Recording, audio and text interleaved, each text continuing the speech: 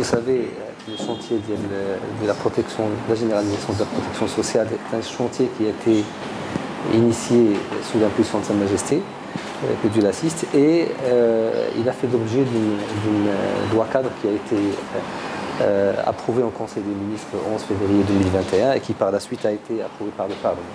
Cette loi cadre trace un calendrier très précis avec 2021-2022 pour la généralisation de l'assurance maladie obligatoire.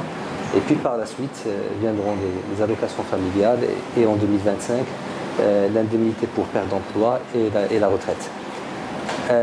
La CNSS est impliquée fortement dans ce chantier-là puisque nous avons été désignés en tant qu'institution qui va accueillir, au moins pour l'assurance maladie obligatoire, tous les nouveaux arrivants dans le système d'assurance maladie obligatoire. Et je parle des travailleurs non salariés et puis par la suite des ramédistes. Alors, le chantier avance bien et nous serons, Inch'Allah, au rendez-vous qui est fixé par la loi cadre, c'est-à-dire avant la fin de l'année, avoir finalisé l'intégration de l'ensemble de ces populations au sein de l'assurance maladie obligatoire. Nous nous préparons depuis l'année dernière et les choses aujourd'hui avancent plutôt bien, avec aussi une accélération qu'on a depuis le mois de décembre, une forte mobilisation du gouvernement qui a pratiquement approuvé et publié tous les décrets qui concernent les différentes catégories des travailleurs non salariés. Aujourd'hui, pratiquement tous les décrets sont publiés, à part celui des avocats qui viendra, Inch'Allah, assez rapidement, et puis un autre décret qui concerne toute autre catégorie. Mais le gros des populations aujourd'hui, tout l'arsenal juridique a été mis en place, et sur le plan opérationnel, nous sommes en train d'intégrer ces populations. En chiffres, nous avons aujourd'hui immatriculé à peu près 2 millions de personnes. C'est-à-dire 1 967 969 000 personnes. Avec les ayants droit, on est à peu près à 2,2 millions, entre 2,2 millions et 2,3 millions de personnes déjà déclarées aujourd'hui, parce que tout le monde n'a pas encore déclaré. C'est les travailleurs non salariés. Sur les 1,9 million, nous avons à peu près un peu moins de 900 000 agriculteurs. Nous avons aussi des artisans, plus de 300 000 artisans. Et nous avons également tout ce qui est des CPU, c'est les catégories et les auto-entrepreneurs, c'est les catégories les plus importantes. Mais nous avons intégré l'ensemble des autres catégories, les professions médicales et paramédicales, les professions juridiques autres qu'avocats, pratiquement aujourd'hui toutes les catégories professionnelles ont été déjà immatriculées. Donc on a reçu, parce que comment ça se passe cette immatriculation? En réalité, la loi a prévu ce qu'on appelle un organisme de liaison. Et le décret qui concerne chaque catégorie précise quel est l'organisme de liaison. Par exemple, pour les agriculteurs, c'est le ministère de l'Agriculture qui a été désigné en tant qu'organisme de liaison. Pour les CPU, les gens qui sont sur le régime de la contribution professionnelle unique, c'est la DGI, la Direction Générale des Impôts, etc. Et donc nous recevons d'abord les bases de données de la part de ces organismes de liaison, c'est-à-dire concrètement c'est des fichiers dans lesquels on a le nom, le prénom, la CIN des gens qui appartiennent à cette catégorie. Lorsque la catégorie est subdivisée en plusieurs sous-catégories, par exemple les agriculteurs, la cotisation va d'une assiette de 0,6 fois SMIC jusqu'à 6 fois SMIC, 0,65 à 6 fois SMIC.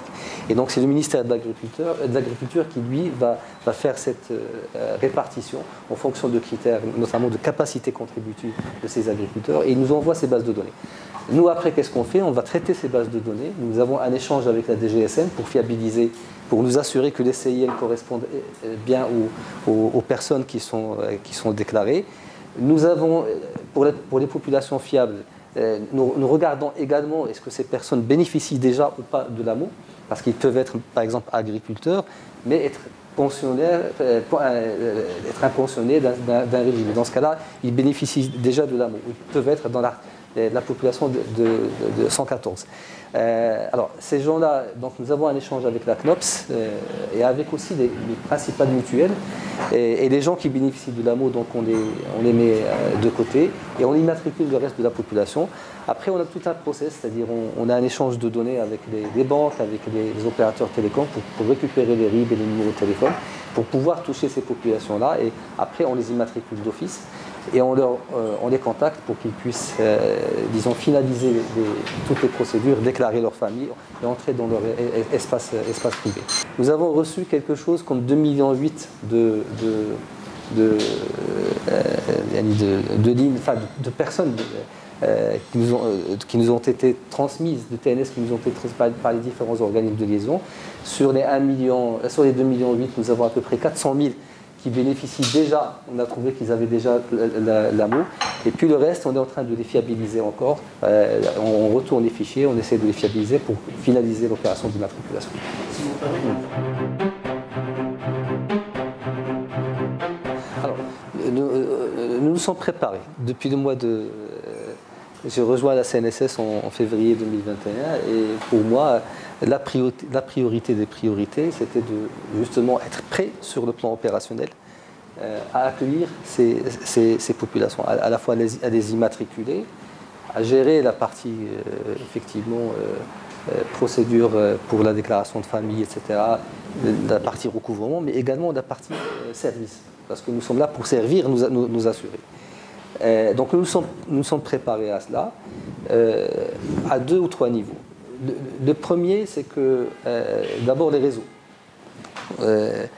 Accueillir une population demain de bénéficiaires qui va avoisiner les 29 ou 30 millions de dirhams, de personnes, avec en plus des caractéristiques totalement différentes de celles des salariés, parce que les salariés sont plutôt concentrés à part la partie agricole, c'est plutôt dans les villes où nous sommes présents, où nous avons des agences, etc. Les salariés, généralement, dans l'entreprise, on peut avoir un service administratif qui peut s'occuper de déposer un dossier. Demain, aujourd'hui, un agriculteur qui est dans une région éloignée, ou un commerçant ou un artisan, on ne peut pas lui demander de faire 300 km pour aller déposer un dossier maladie. Et donc, sur la partie réseau, ce que nous avons fait, nous augmentons notre propre réseau. Nous avions à peu près 150 agences. On avait un peu moins de 120. On a ouvert à peu près une cinquantaine d'agences supplémentaires. Et on a un programme d'extension. Mais ça reste très insuffisant, parce que même avec 200 ou 300 agences, on ne peut pas couvrir le territoire de manière convenable. Alors, nous avons créé des agences mobiles. Nous en avions, mais on va doubler la capacité des agences mobiles. On passe à peu près à 46 agences mobiles. Ces agences mobiles, leur rôle, c'est d'aller dans les souks, aller dans la campagne avec un programme et être proche des gens. Ils peuvent déposer leur dossier, mais également accomplir toutes les formalités, avoir tous les services que la CNSS peut offrir. Et la troisième chose sur laquelle c'est les réseaux de proximité. Pourquoi? Parce que ces réseaux de proximité nous donnent tout de suite. Vous voyez qu'on parlait de 250 agences, 300 demain, 50 agences mobiles. Là, on a tout de suite un réseau qui fait 15 000 points globalement au niveau du Maroc.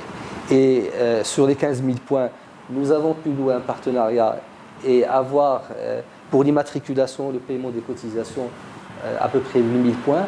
Et pour le dépôt des dossiers, nous avons 2 000 points aujourd'hui qui sont d'ores et déjà tout à fait opérationnels, où les gens peuvent déposer leur dossier. Donc l'ouverture de remboursement, y compris le dossier de remboursement. Alors, pour avoir les chiffres, à la date du 7 juin, c'est-à-dire il y a 2 jours ou 3 jours, nous avons à peu près 208 000 dossiers qui ont transité par les points de proximité. 208 500 dossiers d'assurance maladie. L'opération, on a ouvert les réseaux de proximité progressivement à partir du mois de janvier. Donc aujourd'hui, ça fonctionne et ça fonctionne très bien. Nous avons à peu près le tiers du flux qui passe par les points de proximité. Et quand je dis flux, parce que c'est à la fois pour les TNS, mais également pour les salariés. C'est tous les dossiers d'assurance maladie peuvent transiter. Et donc ça simplifie la vie énormément aux assurés qui ne vont...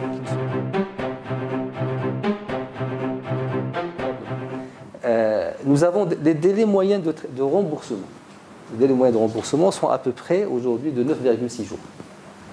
Entre le moment où un dossier est déposé dans le point de proximité ou dans l'agence et le moment où le paiement a été initié pour le remboursement, nous avons un délai de 9,6 jours. Nous suivons ces délais toutes les semaines. Et quand je dis 9,6, c'est bien tracé. Pourquoi? Parce que nous avons un système de traçage et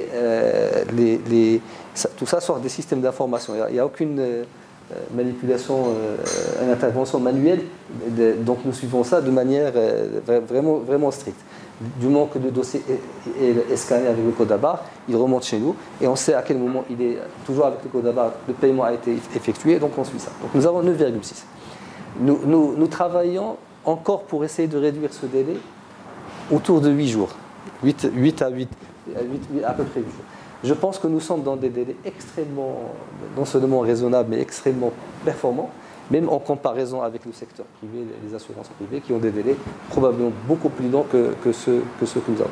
Et pour moi, suivre les délais, c'est quelque chose c'est pour ça que je donnais le détail 9,6, parce que quand on regarde vraiment, chaque semaine, on a un comité de pilotage sur l'extension de la protection sociale et de l'AMO.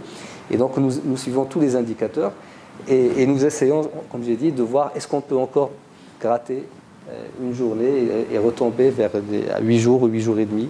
Je pense qu'on peut y arriver.